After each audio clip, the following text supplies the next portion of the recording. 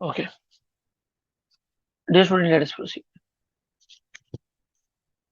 According to first postulate,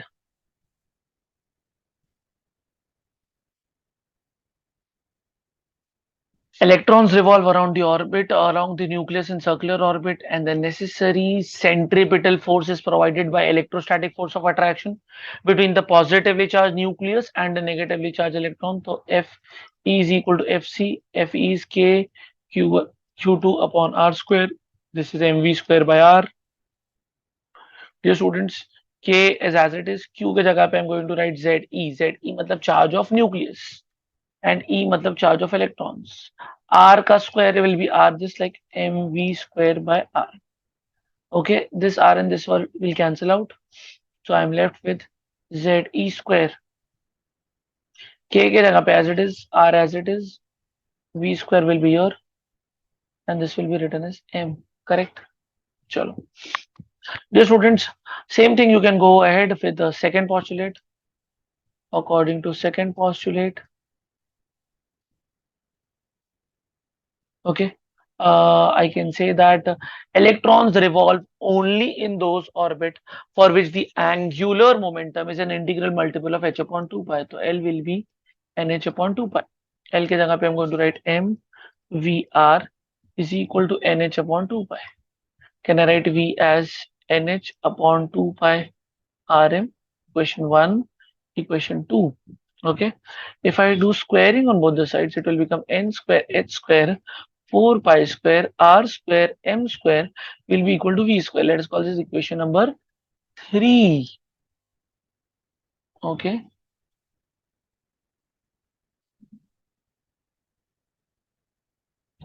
Now let us proceed. So if I compare equation this and this, so it will become n square h square upon 4 pi square r square m square will be equal to z e square k upon mr. But what is k, dear students? K is nothing but 1 upon 4 pi epsilon naught n square h square upon 4 pi square r square m square. If I solve this, dear students, I'll get the value of radius. Check it out. एक m cancel, एक r cancel, 4 cancel, एक pi cancel. Okay, so radius will be equal to n square h square uh, epsilon naught upon pi m e square z. This is the formula for radius. Okay. Now put this value of r in any of the equation. Put above value in equation 2. If you put above value in equation 2, so what you will get, dear students?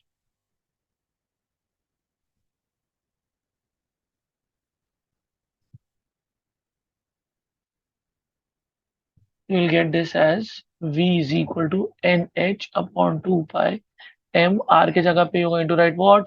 N square, H square, epsilon naught, pi M E square Z. Put the cancellations, do the cancellations, M cancel. Okay. Any other thing getting cancelled? एक N, एक N cancel, एक H cancel. ऊपर जाएगा, it will become what? E square Z. Here I am left with 2 H epsilon naught N. So this is formula for velocity in nth Bohr orbit. And if you want angular velocity, it's very simple. Angular velocity is what, dear students? Angular velocity is omega. Omega is V by R. Correct? Can I put the values? Yes, sir. What is V ka value? E square upon 2h epsilon naught n z divided by radius n square h square epsilon naught pi m e square z. Let's do the cancellations. Anything getting cancelled? No, I don't think. Let us do multiply it properly. This will go up. It will become e square pi m e square z square. Correct? This will remain like 2. This h and this h will multiply. So 2h cube. And n will multiply. So it will become what? N cube. Epsilon and epsilon will multiply. It will become epsilon naught square. Anything else? No. E square and e square will multiply together. Let me write it like e raised to 4. Simple. So this is the value of omega, which means omega is inversely proportional to what? N cube, and directly proportional to what? Z square. Here velocity is inversely proportional to n. Radius is directly proportional to n square. All these things. Okay. That's it, dear students. 4 mark derivations. These are the two 4 mark derivations which are important. Okay.